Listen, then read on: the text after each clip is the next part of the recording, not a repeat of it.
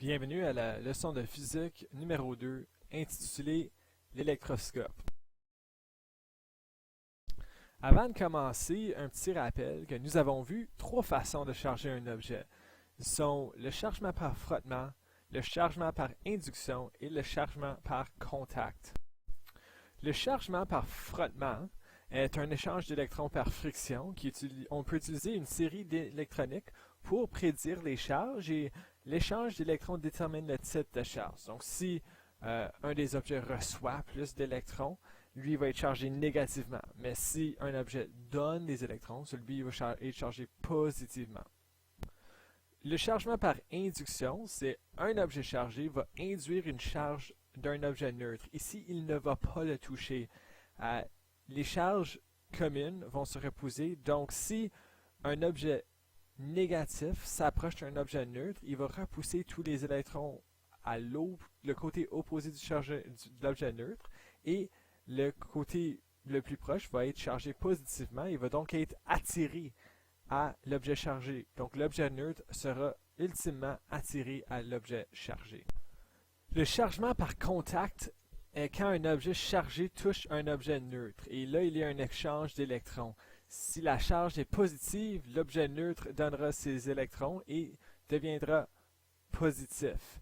Si la charge est négative, l'objet neutre recevra des électrons de l'objet chargé négativement et deviendra aussi négatif. C'est quoi un électroscope? Donc, notre but de la leçon, c'est d'apprendre comment utiliser cet objet ici. Il fallait principalement savoir les autres charges auparavant ou les façons de créer une charge auparavant pour être capable de comprendre un peu plus l'électroscope. Donc, un électroscope, c'est un outil qui aide à détecter des charges. Et un objet chargé induit une charge dans l'électroscope qui sépare les feuilles de métal. Donc, si on voit à la droite ici un schéma d'un électroscope que je voudrais que vous dessinez, on voit qu'en haut, il y a un lieu de contact et c'est là où est-ce que tu vas rapprocher ton objet chargé et l'effet va ou ramener les feuilles de métal plus proches ou les séparer. Donc ici, on voit un électroscope déchargé. C'est mis en évidence parce que ces feuilles métalliques en bas se touchent, ils sont très proches ensemble. Un électroscope déchargé va toujours avoir des feuilles ensemble en bas parce qu'il n'y a rien qui se repousse.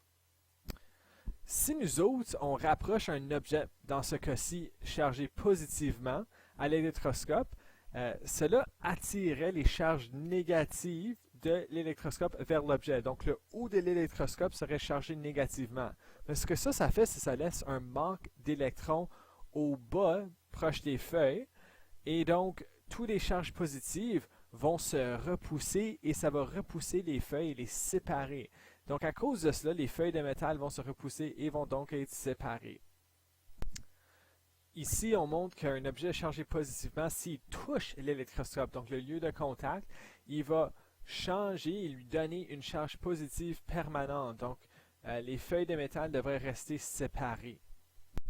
À cause de cette charge permanente, si on enlève l'objet chargé positivement, l'électroscope va quand même rester chargé et donc les feuilles vont rester séparées. Et voici la distinction entre un électroscope qui est déchargé, qu'on voit au début du schéma, puis un électroscope chargé. Les deux, l'électroscope reste la même, sauf un d'eux, si l'électroscope chargé a les feuilles de métal qui sont séparées. L'effet est le même pour un électroscope si l'objet est négatif, sauf là, les charges négatives de l'électroscope seraient poussées par les feuilles de métal. Et donc, les feuilles de métal se séparaient à cause des charges négatives et pas positives.